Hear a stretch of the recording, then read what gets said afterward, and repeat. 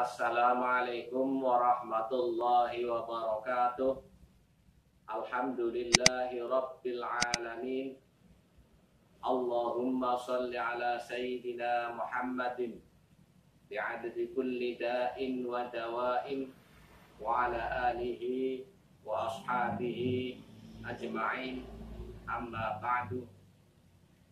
Allimu awladakum as-sibahata war-rimaya atau kama qala Rasulullah sallallahu alaihi wasallam. Ajarilah anak-anak kalian dengan olahraga dan ketangkasan. Begitulah pesan Rasulullah sallallahu alaihi wasallam kepada kita untuk mempelajari atau untuk melaksanakan olahraga untuk menjaga kesehatan yang diberikan oleh Allah Subhanahu wa taala. Al-mu'minul qawiyyu khairun minal mu'minid dha'if. Orang mukmin yang kuat lebih baik daripada orang mukmin yang lemah. Dua sabda Rasulullah sallallahu alaihi wasallam ini sangat tepat untuk kita perhatikan dalam kehidupan sehari-hari, khususnya menjalani cobaan kali ini yang menimpa kepada kita, adanya wabah virus corona. Karena corona itu sendiri sebenarnya virusnya tidaklah amat membahayakan, namun memang penyebarannya yang sangat masif dan gampang sekali. Kenapa kita untuk stay at home 14 hari? Karena bagi orang yang sehat, bagi orang yang memiliki imunitas atau ketahanan tubuh yang baik selama 14 hari itulah maka kita sudah bisa mengatasi dengan diri sendiri untuk tidak terjangkit atau menimpa penyakit dari corona itu sendiri, dan setelah itu kita memiliki imunitas.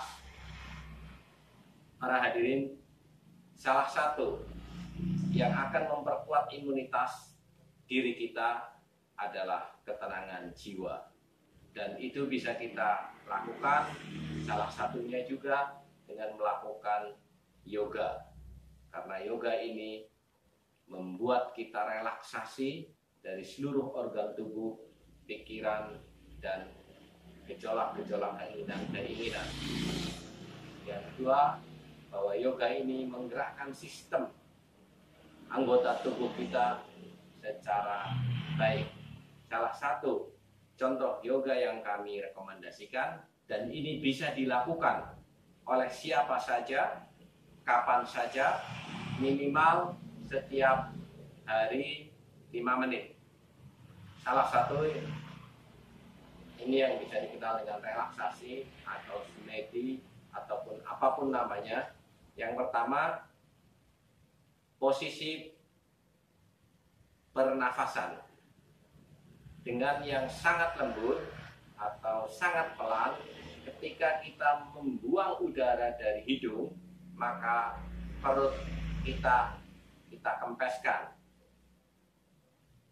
Dan ketika kita menghirup udara dari hidung, perut di bawah pusar kita kembungkan.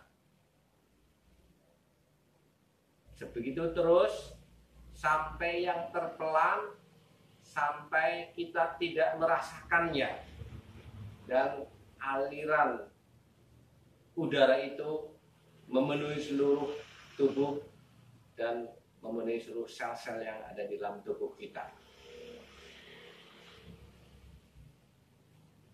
Posisi kaki terserah yang paling rileks. Bisa seperti ini, bisa seperti ini, atau bisa yang seperti lainnya. Mana yang paling rileks untuk diri kita masing-masing, itulah yang kita lakukan. Yang terpenting lagi, posisi punggung. Ini harus tegap, ya. Semaksimal mungkin kita dorong ke depan sampai lurus.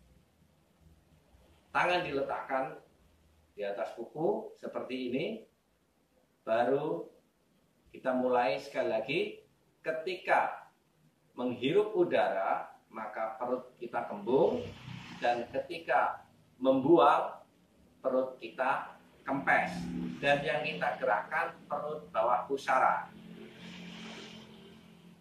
Hati kita kosongkan semuanya, pikiran kita juga kita kosongkan semuanya, dan untuk itu kita hanya bisa melafadzkan lafzul jalalah atau Allah, Allah, Allah. Seperti ini bisa kami contohkan sedikit atau sebentar.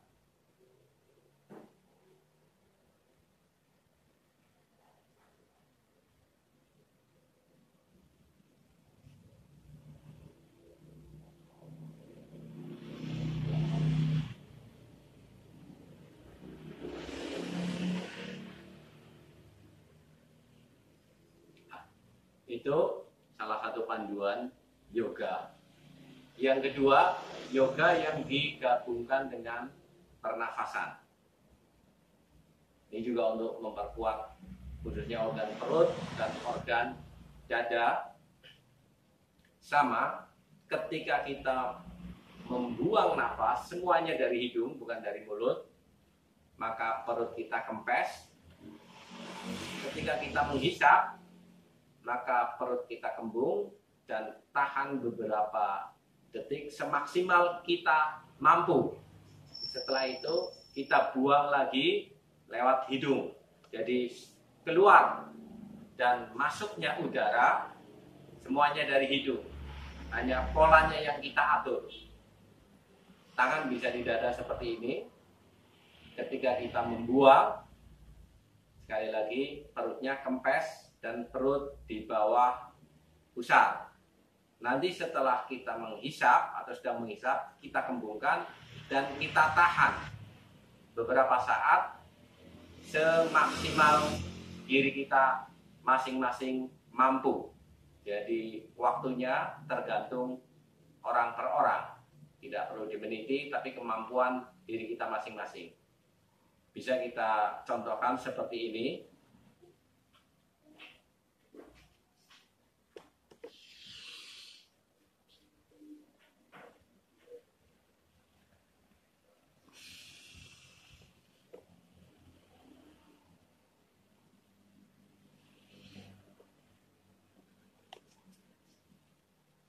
Contoh tadi kita lakukan, dan ketika kita sudah memulai yoga yang kedua ataupun yang pertama tadi, kita sudah tidak boleh bicara ya. Jadi cuma untuk mempermudah pembelajaran kita bersama, saya ulang, cuma ini bukan lagi yoga, cuma lagi mempraktekkan bagaimana caranya yoga. Yang pertama, kita buang nafas dari hidung sambil perut bawah pusara kempes, kita buang. Kita hisap melalui hidung. Kita tahan di perut. Kita buang kembali.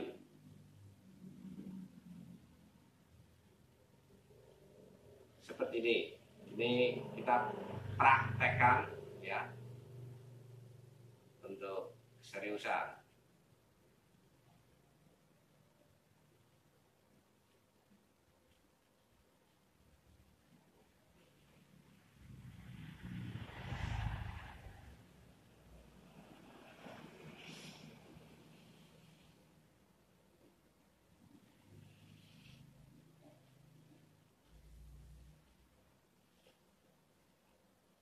Yang ketiga, penggabungan yoga dan olahraga. Nah, untuk yang ketiga ini dilakukan boleh oleh siapapun, tapi timingnya minimal sebelum melakukan hal ini 2 jam sebelumnya perut sudah tidak diisi oleh makanan ataupun minuman, dan lebih baik mungkin lebih steril ketika pagi-pagi setelah kita bangun, sholat, bersih-bersih diri, lakukan yoga kedua hal yang tadi, baru kita lakukan yoga yang ketiga. Kita nafasnya dengan pernafasan yang yoga pertama tadi, pernafasan lembut tanpa tekanan, ya, rileks, keluar masuk dari hidung. Hal nanti yang perlu diperhatikan adalah dagu menempel di dada. Yang kedua, tangan menyangga pinggang. Nah, ini dilakukan boleh oleh siapapun tanpa guru, bisa ditiru asalkan dengan pelan dan hati-hati. Seperti ini.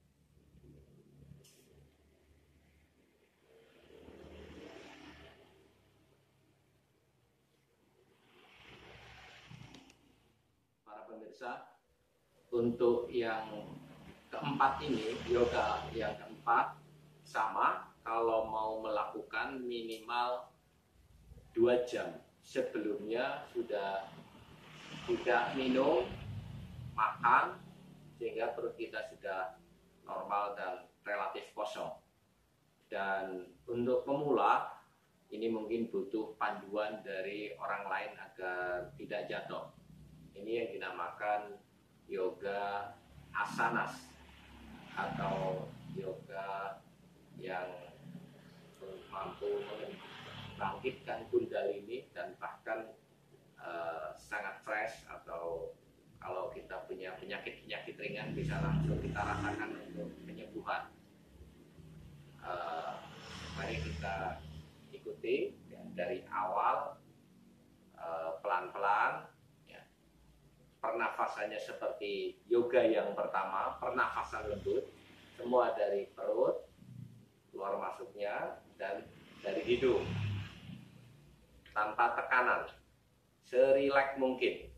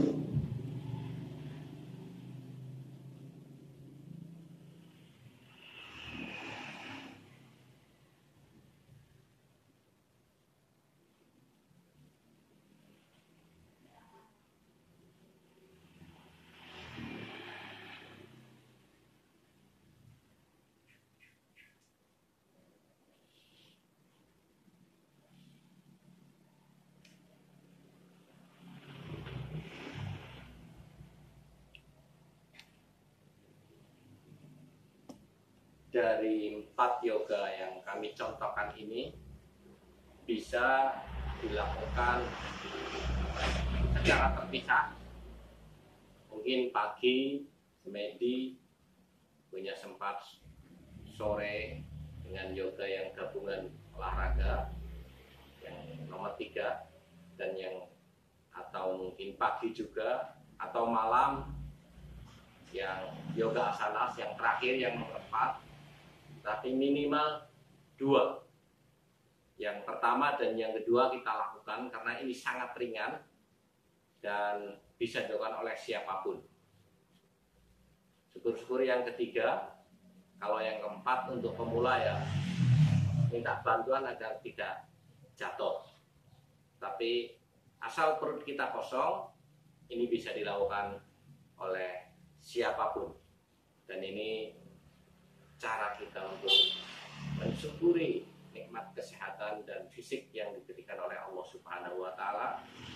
Mudah-mudahan adanya wabah corona kali ini dan adanya program Stay at Home menginspirasi kita untuk melihat bahwa kehidupan utama daripada kita adalah di rumah, dan kita di rumah bisa melakukan hal-hal yang kecil tapi sangat besar manfaatnya. Dan bukankah ini juga sesuai dengan anjuran Rasulullah SAW dalam sebuah hadisnya, baiti jannati, rumahku adalah surgaku.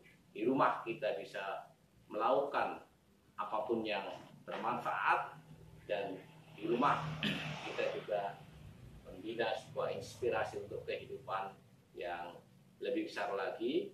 Jadi pelajaran adanya wabah corona ini mudah-mudahan menginspirasi kita di luar kesibukan yang selama ini kita kejar, selama ini kita lakukan. Kita harus kembali lagi kepada orientasi baiti jannati, rumahku adalah surgaku. Demikianlah para pemirsa, dan mohon maaf atas segala kekurangan. Wal afu minkum, wassalamualaikum warahmatullahi wabarakatuh.